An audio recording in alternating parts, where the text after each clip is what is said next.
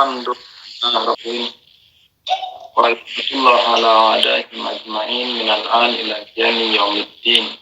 Amin ya rabbal alamin. Hikmah yang ke-52 diriwayatkan di dalam Nahjul Balaghah. Hikmah yang ke-52, Amirul Mukminin Imam Ali alaihissalam bersabda, aulan nas bil afwi aqdaruhum 'alal uqubah. Yang paling layaknya manusia untuk memaafkan adalah orang yang paling mampu untuk membalas. Orang yang paling layak dalam memaafkan adalah orang yang paling mampu untuk menjerah. Maksudnya gimana? Contoh, misalnya kita bekerja di sebuah perusahaan. Anggaplah sebagai satpam misalnya ya. Anggaplah kita sebagai satpam. Lalu satpam itu kan mestinya dia selalu terjaga. Satpam itu semestinya dia selalu siap siaga, kan begitu mestinya satpam. Jangan teledor, kan begitu. Nah, dalam satu waktu, dalam satu keadaan misalnya, kita dengan sengaja, bukan tidak sengaja ya, tetapi dengan sengaja kita teledor, atau dengan sengaja kita tidur misalnya. Dengan sengaja kita tidur pada saat jam pekerjaan, pada saat jam pekerjaan. Lalu bos kita lewat, mau lewat karena kan ada palang, namanya satpam kan ya, ada palang gitu ya. Bos kita lewat nggak bisa karena palangnya kita nggak buka, diklakson nggak dibuka-buka. Akhirnya bos kita sampai buka pintu, sampai keluar dan melihat kita tidur. Manajer itu kan dia bisa memiliki kemampuan untuk memecat kita, kan namanya manajer kan gitu. Ya, ini dia memiliki kemampuan untuk memecat kita. Kalau dia mau saat ini juga dia pecat kita. Lalu dia bangun nih dengan perlahan. Dia bilang, Yusuf bangun. Pas kita terbangun, enak nih sama bos nih kan. Jam kerja malah kita tidur nih, gimana nih? Dan sengaja lagi, bukan tidak sengaja. Sengaja lagi. Tapi bos kita apa yang dikatakan? Dia bilang, enggak apa-apa. Kali ini kamu saya maaf. Kali ini kamu saya maafkan. Artinya, orang yang seperti ini, yakni orang yang memiliki kemampuan dan kuasa. Orang yang memiliki kuasa dan orang yang memiliki kemampuan dan orang yang memiliki otoritas untuk membalas, untuk memecat, untuk memukul misalnya, untuk menjerah misalnya, maka dia adalah orang yang paling layak untuk memaafkan. Maka dia adalah orang yang paling layak untuk memaafkan. Jadi kalau tadi di perusahaan ada manajer, ada asisten, ada wakil, ada ini, ada kepala bidang, ada sub kepala bidang, ada wakil kepala bidang. Dari semua ini yang paling layak untuk memaafkan adalah si manajer itu. Kenapa? Karena dia yang paling berhak untuk memecat si satpam. Tapi dia tidak memecat si satpam. Nah, ini juga berlaku. Jadi ini kan contoh huruf ya, yang kita bawa ini kan contoh huruf, istilahnya contoh sehari-hari. Tetapi ini juga berlaku dalam kaidah dunia, maksudnya kaidah alam semesta. Dunia yakni kaidah alam semesta. Ini juga berlaku dalam kaidah alam semesta. Ini berlaku dalam kaidah galaksi dunia ini. Sebagaimana kita mengetahui bahwa tiada yang lebih memiliki dan tiada yang lebih memiliki kemampuan dan tiada yang lebih memiliki kuasa untuk mengazab kita dan tiada yang lebih memiliki hak untuk membalas kita, untuk menjera kita, untuk menyakiti kita, untuk istilahnya mengikap kita, kecuali hak subhanahu wa ta'ala. Kan begitu. Jadi tiada satupun zat di alam wujud semesta ini yang paling berkuasa untuk mengazab kita kecuali hak subhanahu wa ta'ala. Maka beliau juga lah, ini bukan beliau ya, untuk zat Allah itu tidak pakai beliau. Maka dia pula lah Karena hak subhanahu wa ta'ala adalah zat yang paling otoritas, yang paling berkuasa, yang paling memiliki kemampuan dalam mengazab kita, maka zatnya pula lah yang paling layak untuk memaafkan kita. Maka zatnya pula lah yang paling layak untuk memaafkan kita. Inilah mengapa di dalam malam-malam qadar, kita berharap, bercimpuk, bermunajat, menghidupkan malam-malam qadar itu dengan pengharapan maafan dari hak subhanahu wa ta'ala. Kenapa? Karena kita mengetahui bahwa hanya dia yang paling berkuasa nanti menyiksa kita. Hanya dia nanti yang paling berkuasa mengazab kita. Makanya dia pula yang paling layak untuk memaafkan. Berkaitan sedikit munasabah, yakni sedikit berhubungan dengan pembahasan Lailatul Qadar, diriwayatkan di dalam kitab Al-Muraqabah. Al-Muraqabah punya Ayatullah Milki Tabrizi. Beliau adalah seorang arif billah, arif rabbani yang masyhurnya beliau adalah guru irfannya Imam Khomeini. Masyhurnya demikian. Masyhurnya bahwa beliau adalah guru irfannya Imam Khomeini. Dikuburkan di dekat haram Hazrat Ma'sumah Salamullah alaiha. Mungkin kalau teman-teman yang sudah pernah ke Iran, yang dulu ikut arba'in dengan saya, mungkin pernah dibawa ke situ. Ya, maka itulah Maliki Jawad Tabrizi. Beliau menulis sebuah kitab yang berjudul Al-Muraqabah. Nah, di dalamnya ada pembahasan tentang amal-amal selama setahun. Salah satu pembahasannya adalah berkaitan amalan tentang bulan Ramadan. Di sub kecilnya itu membahas tentang amalan Syabiqat atau amalan malam Qadr. Berkaitan dengan amalan malam Qadr, beliau membahas tentang di mana itu malam Qadr. Beliau mengatakan bahwa berdasarkan riwayat-riwayat yang ada, dapat dipahami. Jadi ini anak ngomong pelan-pelan biar antumnya juga bisa memahami dengan dari riwayat-riwayat yang ada, dapat dipahami bahwa malam qadar itu bertingkat-tingkat. Lalu beliau mengatakan apa saja itu? Yang pertama malam nisfu Sya'ban, malam ke-15 bulan Sya'ban. Ini satu tingkatan. Tingkatan yang kedua malam ke-19. Malam ke-19 Ramadan. Tingkatan yang ketiga malam ke-21 Ramadan. Tingkatan yang keempat malam ke-23 Ramadan. Malam ke-23 Ramadan. Dan beliau mengatakan wa aqwa, yakni paling kuatnya kemungkinan paling kuatnya malam Lailatul Qadar itu adalah malam yang ke-23. Loh, jadi tingkatan ini gimana? Tadi dikatakan nisfu Sya'ban, malam 19 Ramadan, malam 21 Ramadan, malam 23 Ramadan. Ini gimana terus? Yang nisfu Sya'ban itu malam permulaan. yakni malam kita mulai mempersiapkan diri kita untuk masuk ke malam qadar. Yakni malam seperti kalau kita nulis, kalau kita project proposal deh biar enak. Jadi terus gimana dong? Jadi Lailatul Qadar malam nisfu Sya'ban itu, yakni kita contohin proposal deh ya. Contoh proposal gimana? Misalnya kita mau buat proposal nih.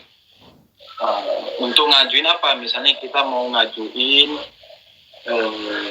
Misalnya kita mau ngajuin untuk pembuatan masjid. Misalnya kita mau ngajuin proposal untuk pembuatan masjid.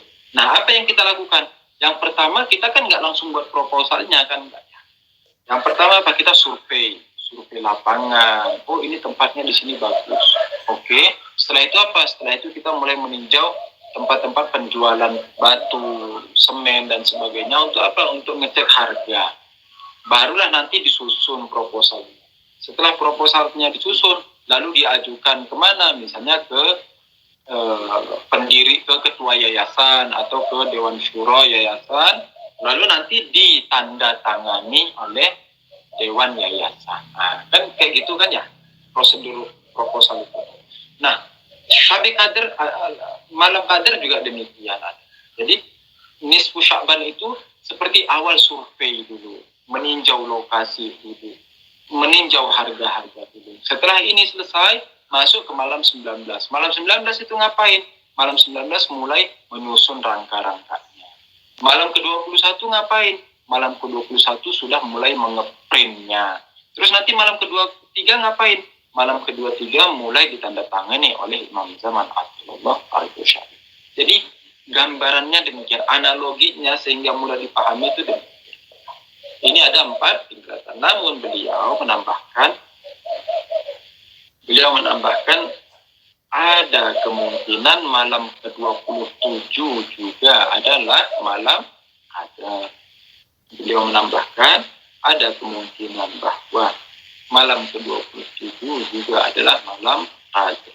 Maka beliau mengatakan, maka jika kita mau berhati-hati untuk bisa mendapatkan malam qadar ini, maka berjagalah di 5 malam ini. Malam nisfu Sya'ban, malam 19, malam 21, malam 23, dan malam ke-27. Tetapi mana yang paling kuat? Kemungkinannya yang paling kuat adalah malam ke-23. Nah, berkaitan ke malam 23 ini, berkaitan dengan malam yang ke-23 ini, dikatakan malam ke-23 ini adalah malam Juhani. Malam Juhaniyun.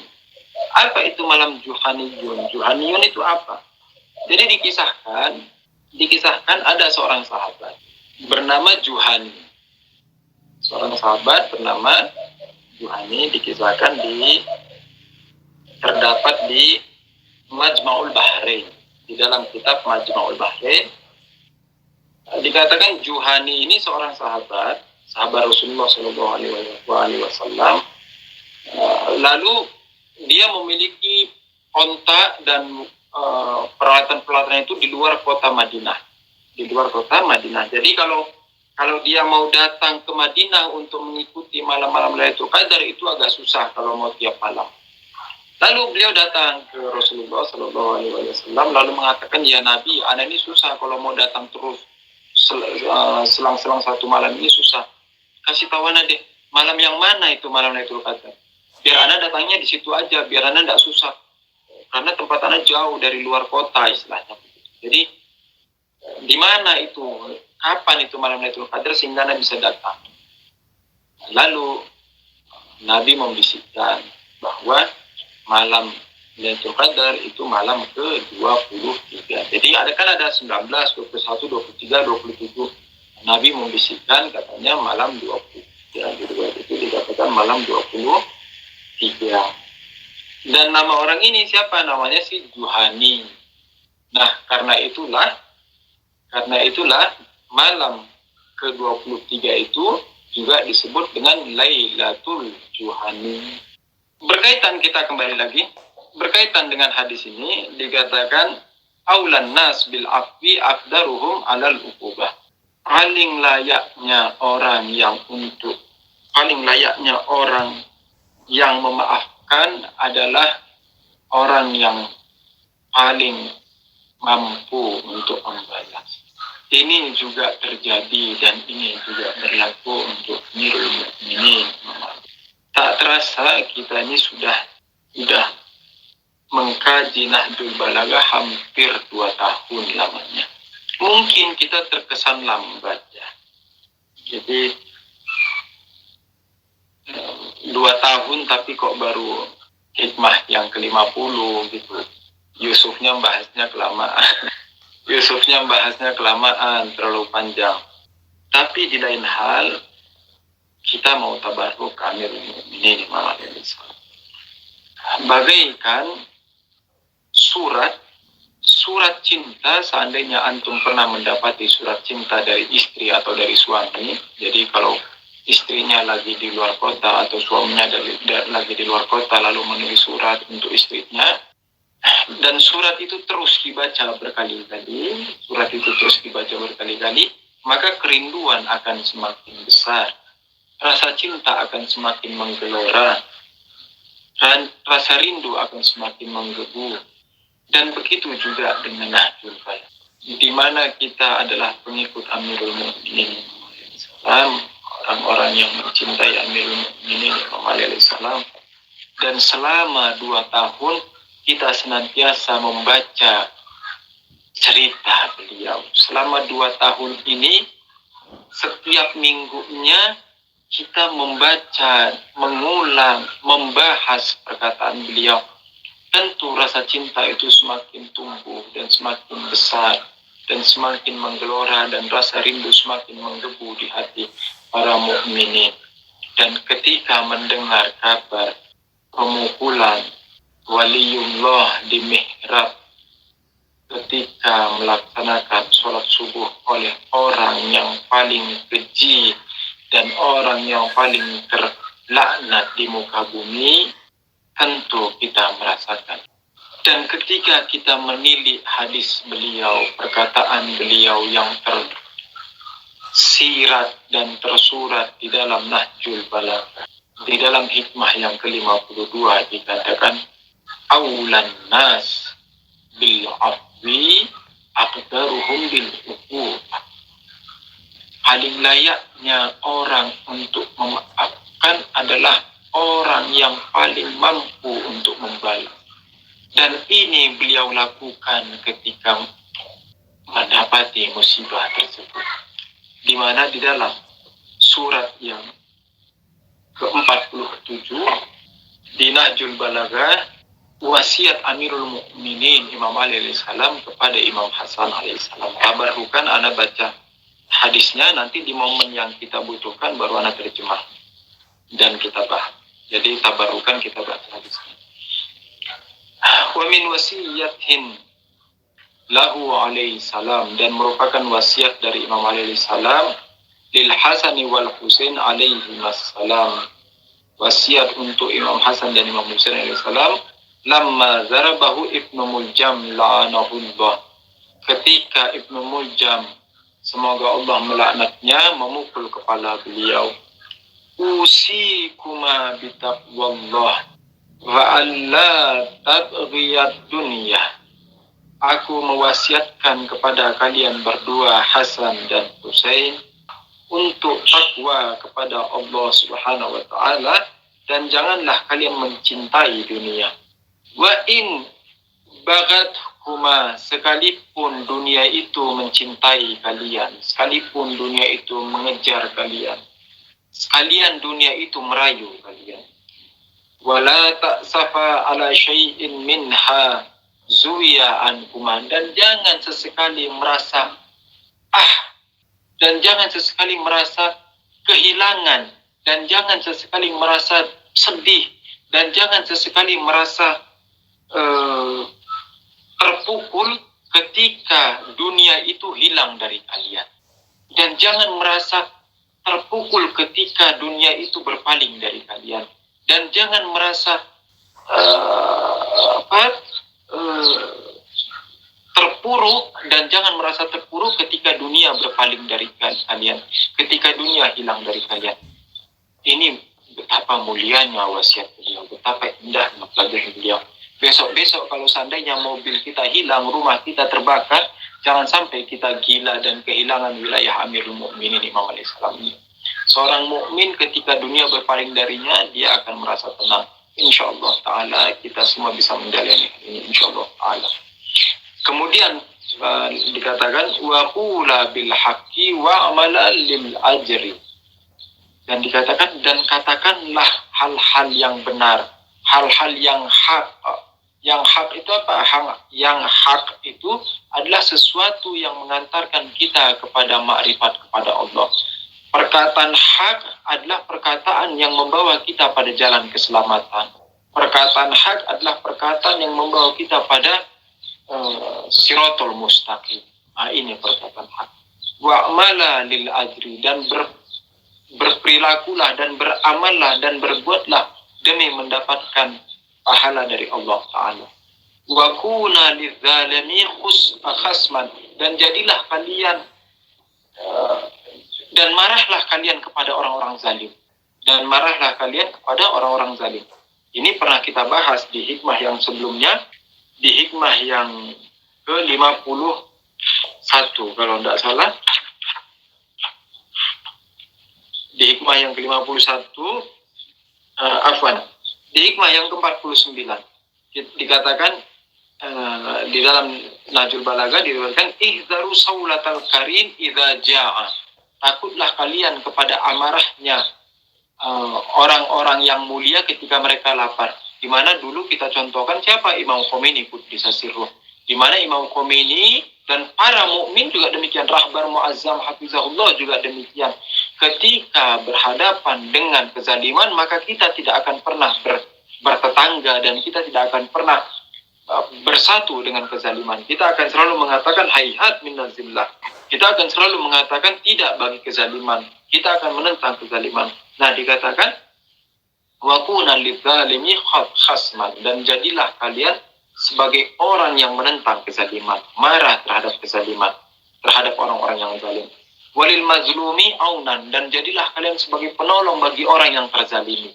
Usikuma wa jami'a waladi wa ahli wa man balaghahu kitabi. Dikatakan, aku mewasiatkan kepada kalian berdua, Hasan dan Husain, dan juga kepada seluruh anak-anakku, dan juga kepada seluruh keluargaku, dan kepada seluruh orang-orang yang bukuku ini sampai kepadanya. Termasuk kita, anak, antum semua, termasuk dalam wasiat ini. Yang mana? Dikatakan, usikuma bitaqwallah. Aku mewasiatkan kalian berdua, Hasan dan Husain, dan juga kepada seluruh anak-anakku, dan juga kepada seluruh keluargaku, dan kepada seluruh orang yang bukuku sampai kepadanya, untuk takwa kepada Allah Ta'ala. Wa nazmi amrikum, dan juga kalian menyusun istilahnya menyusun kehidupan kalian, aturan hidup kalian. Istilahnya kita katakan menyusun jadwal kehidupan kalian harus rapi. Jam 5 bangun sholat subuh, jam 6 zikir, jam 7 pergi ke sekolah atau pergi ke kantor, jam 8 kerja sampai jam 12 pulang, ngobrol sama istri, makan sama istri, sama anak, jam 1 istirahat tidur, jam 3 bangun, jam 3 nanti ngapain, jam 3 ikut kelas kajian mahdawiyat, kajian fikih muamalah, dan begitu seterusnya. Rapi, diatur jamnya, ditanzim, disusun jadwalnya, sehingga kita punya aturan main, kita punya aturan hidup. Dikatakan, wa nazmi amrikum, untuk menyusun kehidupan kalian, ditata rapi jamnya, jangan mencelak-mencelok. Jam segini ketika ditanya, Yusuf kamu hari Selasa jam 2 ngapain? Lihat nanti loh. Lihat, kalau kamu mengatakan lihat nanti, berarti kamu nggak punya program dalam hidup. Mestinya ketika ditanya, Yusuf kamu hari Selasa jam 2 ngapain? Oh, saya hari Selasa jam 2 itu waktu saya bersama anak. Nah, gitu.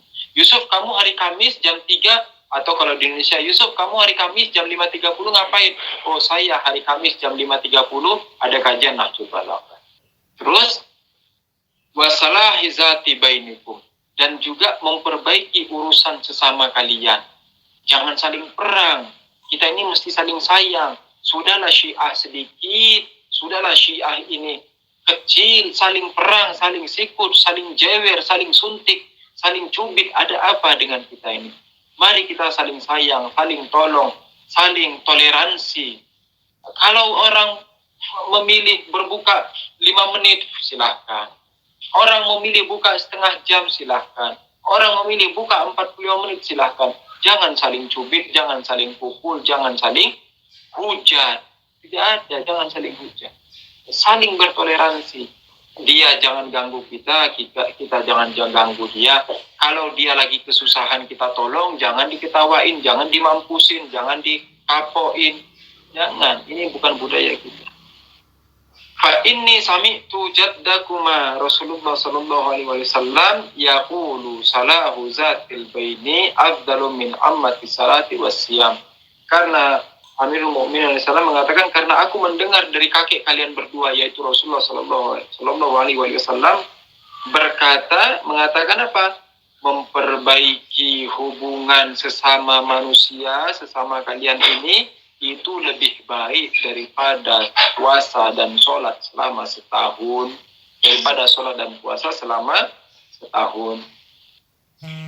Allah fil aitam. Perhatikanlah anak-anak yatim itu. Fala tuhibbu afwahahum wala yabi'u bihazratikum. Jangan sampai perut mereka kadang kenyang, kadang lapar. Hati-hati dengan anak yatim. Perhatikan makan mereka. Allah fi jiranikum fa innahum wasiyatu nabiyyikum. Dan perhatikanlah tetangga kalian. Perhatikanlah tetangga kalian, karena mereka adalah wasiat Nabi kalian. Jadi tetangga itu adalah wasiat Nabi bagi kita.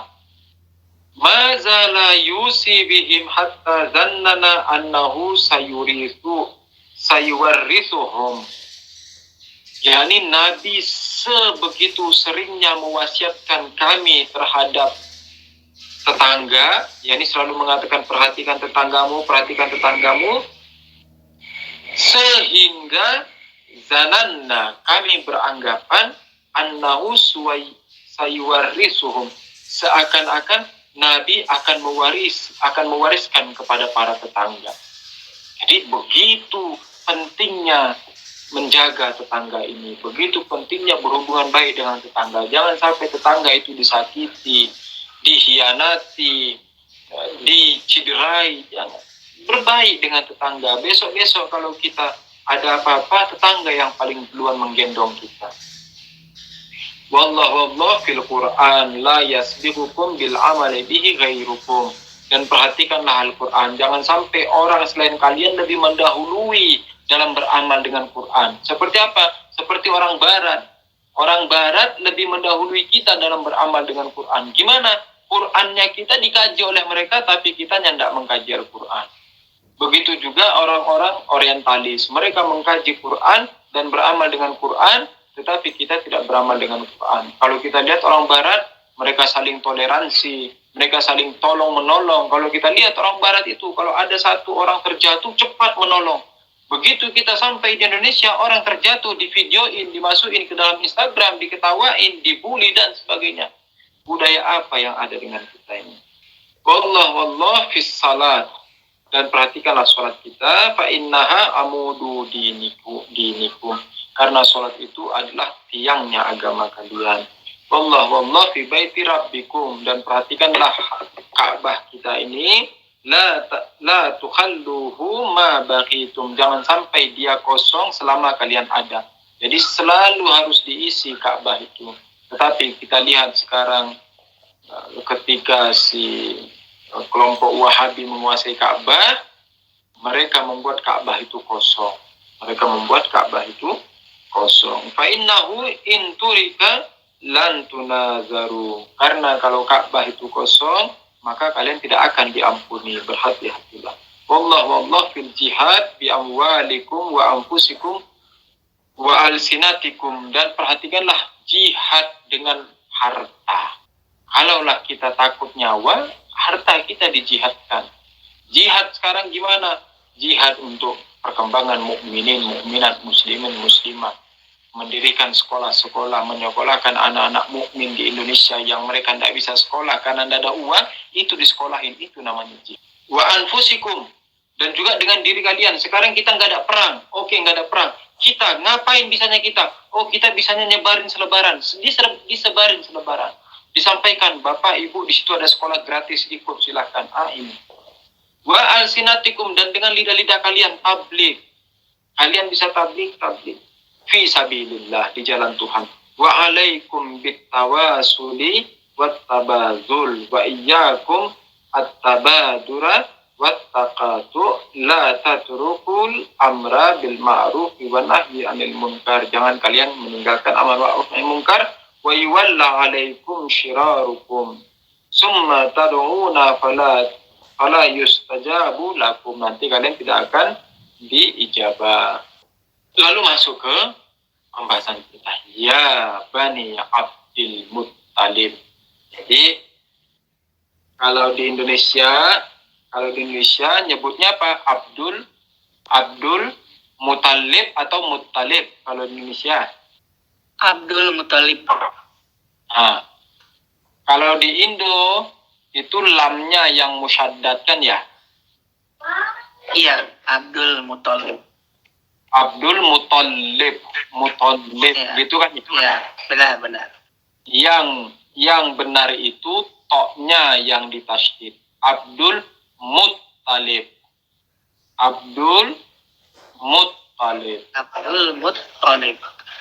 Ya, jadi toknya yang ditasydid bukan lam. Abdul Muttalib. Dikatakan ya Bani Abdul Muttalib la ulfiyannakum taqudduna dima al-muslimin haudan.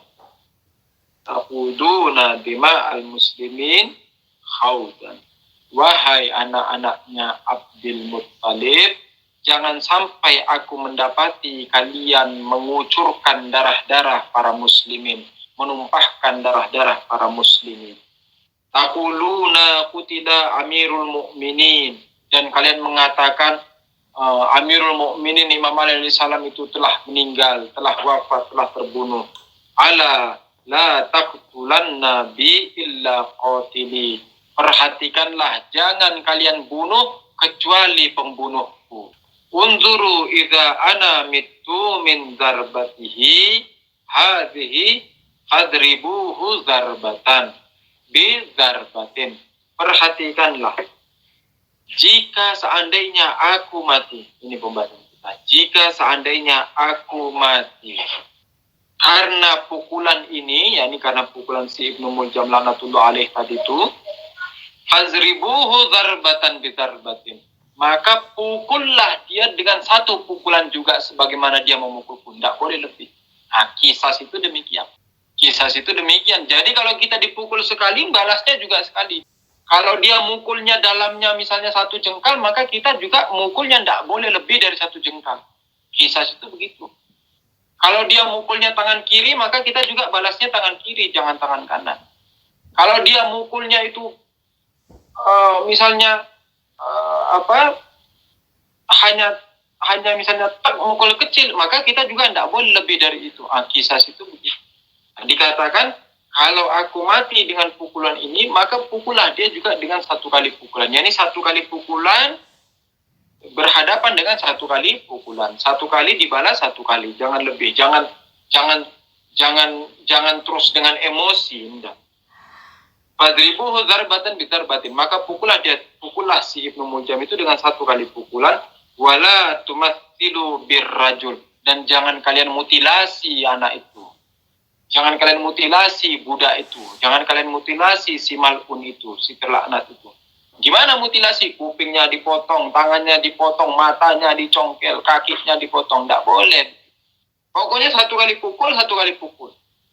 Berat?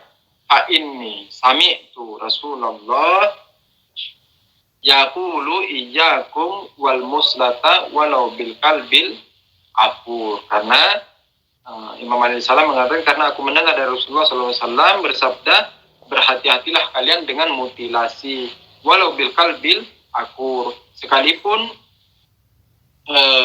dengan anjing gila. Jadi bahkan anjing gila sekalipun tidak boleh dimutilasi, apalagi kita tidak mengatakan bahwa Ibnu Muljam itu lebih baik dari anjing gila. Bahkan mungkin dia lebih buruk daripada anjing gila. Karena apa? Karena anjing gila itu juga tidak akan membunuh majikannya, tapi si Ibnu Muljam dia membunuh orang yang dulunya pernah menghidupkannya, orang yang dulunya pernah merawatnya dan menghidupinya. Nah, ini juga terdapat di dalam kitab surat yang lain. Di dalam surah dikatakan kalau seandainya di dalam surah yang ke-47, kalau seandainya aku mati maka pukullah. Kalau seandainya aku mati maka pukullah 1 kali dalam 1 kali. Tetapi kita melihat juga di dalam surah yang lain, di dalam surah ke-32. Di dalam surah ke-32, bentar ya. Di dalam surah yang ke-32 dikatakan begini. In abqa fa'ana waliyu dami. Wa in afna falfana'u mi'adi. Wa in afu fal'afu li qurbatun wa huwa lakum hasanatun. Fa'fu ala tahibbuna an yaghfirallahu lakum. Di dalam hikmah yang ke-32, di dalam surah yang ke-32 dikatakan bahwa seandainya aku hidup, yakni in abqa yakni hidup. Seandainya aku tetap hidup, kalau tidak mati, seandainya aku tidak mati, maka aku adalah orang yang tahu tentang darahku. Jadi kalian tidak perlu kisah. Seandainya aku tetap hidup, maka aku tahu harus ngapain. Aku adalah pemilik darahku. Jadi kalian tidak usah kisah. Tetapi kalau aku mati, wa in afna, jika seandainya aku mati, terus gimana dong? Dikatakan kalau aku mati, maka ada beberapa pilihan. Dikatakan kalau kita memaafkan, maka itu adalah kebaikan. Kalau kita memaafkan, maka itu adalah kebaikan. Maka dikatakan, kalau Amirul Mukminin mengatakan, kalau aku memaafkan, in afu, yang seandainya aku memaafkan, maka itu adalah kebaikan bagiku. Yani afwan itu adalah jalan untuk mendekatkan diriku kepada hak Ta'ala. Fa'innahu qurbatun, maka itu adalah qurbah, yani jalannya Amirul Mukminin alaihissalam untuk mendekatkan diri kepada hak Ta'ala. Dan bagi kalian, yakni para ahlul bait, itu adalah hasanatun, itu adalah kebaikan. Jadi kita melihat bahwa beliau, seandainya beliau hidup, beliau memilih untuk tetap memaafkan. Seandainya beliau hidup, beliau tetap memilih untuk memaafkan. Ini selaras dengan hikmah yang ke-52 tadi. Oke, sudah 1 jam, waktu kita sudah cukup. Ini malam Jumat, mari kita hadiahkan untuk para pendahulu kita, para orang tua kita, bapak, ibu kita. Jangan dilupakan mereka di dalam doa-doa kita, di dalam munajat kita, di malam-malam Lailatul Qadar kita. Para bapak, ibu, anak, istri, saudara-saudari yang telah mendahului kita, paman, bibi, kakek, nenek, para guru-guru kita, asatid kita, ustaz-ustaz kita, khususnya marhum Ustaz Hasan Abu Ammar, Allah maqamah, dan juga untuk Ustaz Husain Habsyi, marhum Ustaz Husain Habsyi, marhum Kang Jalal, marhum Ustaz Ahmad Rusdi, marhum Ustaz Muhammad Reza Sekar, marhum Ustaz Toha Musawwa, marhum Ustaz Ahmad bin Abu Bakar di Kota Palu, dan juga ustaz-ustaz yang lain. Semoga Allah merahmati mereka, mensucikan mereka, menerangi kubur mereka semua insyaallah ta'ala. Dan juga untuk para ulama kita, marajid kita yang telah mendahului kita, khususnya Muqmin Qudus Sirruh, Allah Yahsan Jadi Amuli, Allah Yahkabat-Tabai, Allah Yahsyaroni, Aitullah Muhammad Aitullah Fauzi Kabat-Tabai, dan juga ulama-ulama yang lain, Aitullah Spayasti, Aitullah Bahjat. Semoga Allah mengangkat derajat mereka, mensucikan roh mereka, dan mengampuni ketergelinciran mereka insyaallah ta'ala. Dan juga untuk ulama-ulama dan marujih yang masih hidup, dan juga untuk ulama-ulama dan marujih yang masih hidup, khususnya Rabar Mu'azzam Hafizahullah, dan juga untuk kezuran Imam Zaman Abdullah Fadil Syarif. Al-Fatihah. Allahumma salli ala Muhammad.